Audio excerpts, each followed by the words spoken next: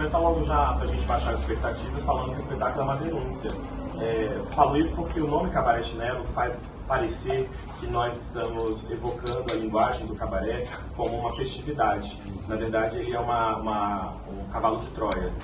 O espetáculo ele vai denunciar que em Manaus, durante o período que a gente chama de Belle Époque, também existiu em outros lugares do Brasil, havia um hotel chamado Hotel Cassina, que funcionava com um pseudônimo de Cabaré Chinelo, que em homenagem a Chinelo, a borracha, que incentivou muito a economia do norte naquele momento, e que na verdade esse cabaré ele organizava ou reunia as pessoas, os homens da política na época, poderosos, enfim, e que havia mulheres prostituídas compulsoriamente, que aí essa é a questão do espetáculo.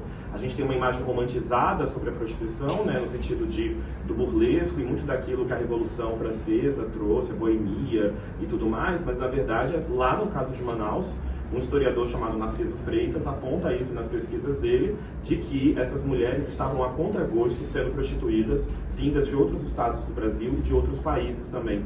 Então é nesse lugar que a gente chama de cavalo de Troia, porque ele realmente tenta captar as pessoas pela ideia de cabaré, do burlesco, e depois ele começa a contar as dores e as violências que essas mulheres sofreram efetivamente para ter os seus corpos ali à disposição dos homens da sociedade. É um trabalho de invenção também, é um trabalho de homenagem, mas de invenção. Por quê? Como eu disse, o que nós temos de fatos, são são os fatos narrados nos jornais. E esses fatos estão sempre mediados pela perspectiva masculina de quem escrevia os jornais. Então, a partir do que é dito, a gente consegue entender o que não é dito. Do que é falado, a gente entende o que não é falado, do que é visto, o que não é visto. E é no lugar do não que a gente começou a construir, eu e Eric, com colaboração de todo mundo, é lógico que a dramaturgia foi construída no processo de criação durante os 3 meses de criação do espetáculo e a partir do processo de improvisação de todas as atrizes enfim. A partir disso a gente vai compilando e vai idealizando junto, digamos assim, as possibilidades. E muito da dramaturgia também acabou sendo aprimorada na temporada. A gente está 1 ano e meio em cartaz e todos os meses a gente se apresenta. Então, por uma demanda enorme que realmente se consolidou. E a partir disso a gente foi também entendendo ligando outros fios e inventando novas possibilidades de existência, vamos chamar assim. E como é uma pesquisa contínua, ainda hoje a gente encontra registros desses jornais. Muitos fragmentos. E ao mesmo tempo que é assustador, a gente traz também para as personagens. E era tudo muito bem detalhado, as fichas de profilaxia, os preços das ruas, as doenças. Nos jornais era descrito todas as doenças que elas tinham, as algazarras que elas faziam na rua, o modo como elas se vestiam, o modo como elas falavam. Então é tudo muito descrito nesses jornais, que auxiliam muito também a gente e auxiliaram muito também na dramaturgia. Então as informações que nós temos e que serviram como mote de construção, é óbvio que tudo que está no palco é uma ficção a partir de uma realidade, mas o que esses homens escreviam eram sempre nomes pejorativos, nomes depreciativos sobre essas mulheres e que eram tidas como mulheres, como a gente bem sabe, que a vida é fácil ou que isso é bobagem, não sofre, e eram tidas como sempre bêbadas, sempre colocadas num lugar ruim. Eu acho que a borracha, de maneira geral, ela foi sempre vista e lida nos livros de história como um marco de desenvolvimento econômico, mas a que custo não é falado. E eu acho que o espetáculo inaugura em Manaus, pelo sucesso que ele já alcançou, uma discussão de atualização.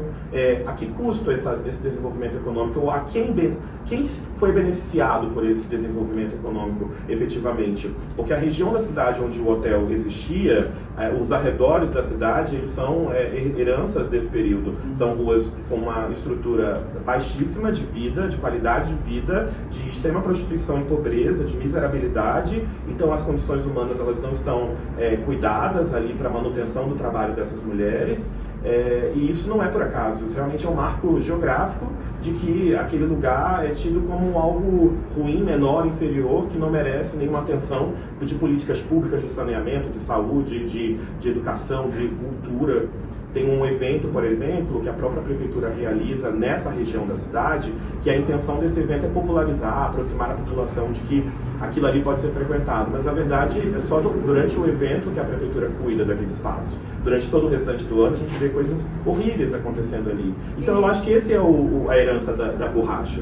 Nós crescemos ouvindo, acho que todos nós aqui, todas e todos, que lá era chamado de Praça das Putas, né? Então as nossas mães e avós sempre falaram, é lá perto da Praça das Putas. E aí a prefeitura veio realmente querendo apagar tudo isso e camuflar, na verdade, né? Chamando de higienizar com um evento que é o passo. Eu acho que essa é uma herança muito grande mesmo. Passo a passo. Passo a passo. Até hoje essas ruas ali ao redor do centro, principalmente a Lobo da Almada, né? Mas até hoje é uma... A Itamaracá são ruas que são tomadas pela prostituição até hoje. A rua Lobo da Almada exatamente. é a rua Lobo da Almada, que inclusive tem várias casas de prostituição. É atualmente na cidade de Manaus a rua que tem mais prostituição a céu aberto, 24 horas por dia. Ou seja, até hoje, né? Até Sim. hoje a prostituição circunda ali aquela área.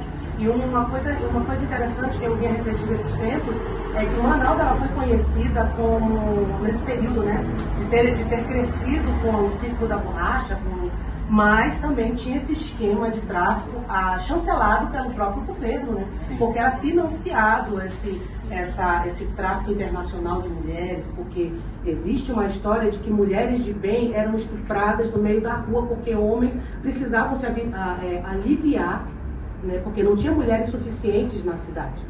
E aí essas famílias de bem foram até o governo, pediram uma solução e eles entraram nesse esquema de tráfico internacional de mulheres, de prostituição compulsória. Então o governo da época, eles financiaram a prostituição. Então eles também, a prostituição compulsória, ela também movimentou a economia lá em Manaus, junto com o ciclo da borracha. Porque no ciclo da borracha, para vocês entenderem também, muitos homens foram trabalhar no Amazonas, de outros estados. Então a população masculina se tornou enorme.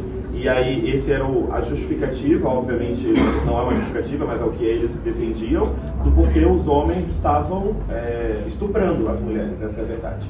E essa foi a solução paliativa deles.